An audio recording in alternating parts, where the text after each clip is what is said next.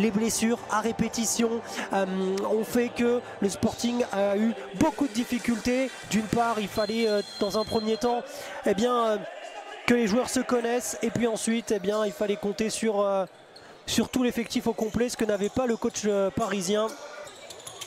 Attention à cette occasion intéressante, et la frappe est dans un deuxième temps, peut-être qu'elle ira au fond. Non, la bonne défense parisienne sur ces deux actions, avec la frappe de Rodrigo Viana qui a été sauvée par Lyon, et derrière elle traînait au sol avec Poupa qui est passé face à Sid Bellage, mais qui ne passera pas face à Julian Camano. Et Sid Bellage, il est un peu seul, il va patienter pour pourquoi pas se mettre sur son pied droit, et la talonnade de Jérôme Pasquier, peut-être involontairement l'a-t-il touché, en tout cas elle est au fond, et cela fait 1-0 désormais pour le Sporting Paris qui vient ouvrir le compteur de cette rencontre tout simplement.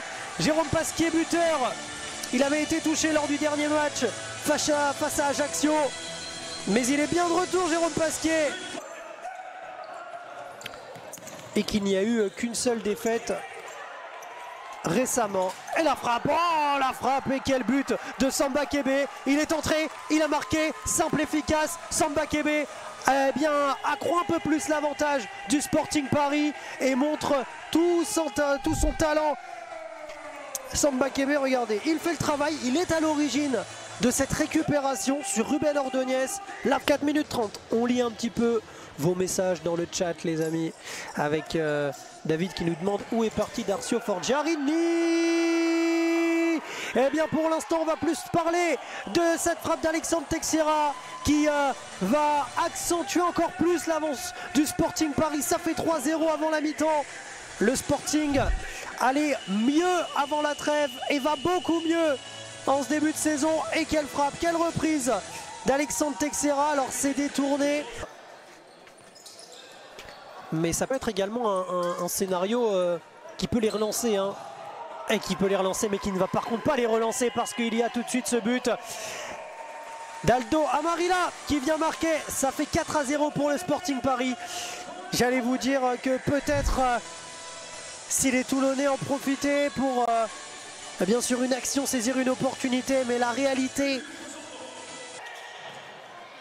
La récupération des Toulonnais, ça peut être intéressant. Mohamed Lagja, il a réussi à se défaire. La frappe, oui, il est dedans. Il est dedans. Il n'est pas dedans parce qu'il y a eu faute sifflée. Alors était-il dedans ou non? En tout cas là, il y a faute. Il y a faute pour le Toulon Elite Futsal. Merci Stéphane en régie qui nous remet le ralenti. Alors regardez, Mohamed Lagja, il effectue la petite roulette, il frappe derrière. Elite Futsal, alors qu'on a changé de gardien, on a fait rentrer Lucas Borja.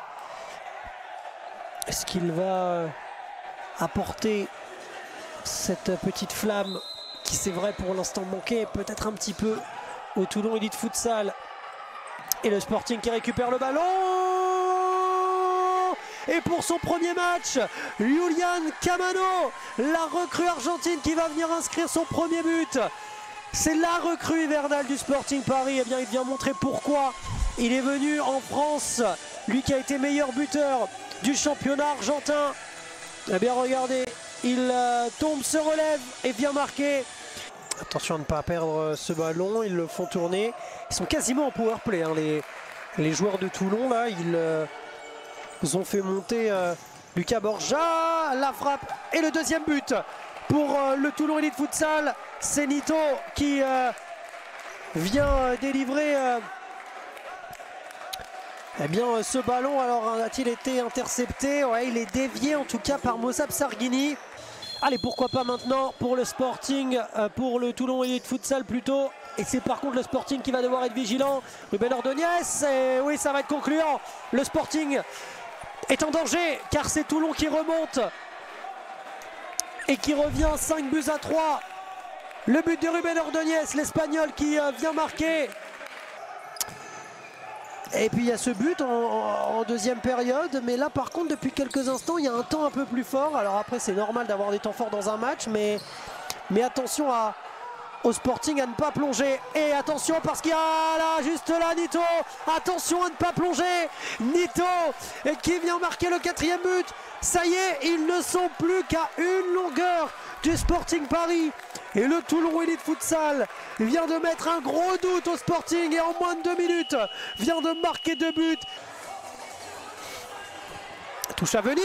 Oh, Toulon qui vient égaliser avec ce but. Alors, qui a mis ce but? Est-ce que c'est un contre son corps? En tout cas, c'est bien un but pour le Toulon Elite Futsal qui vient égaliser tout simplement.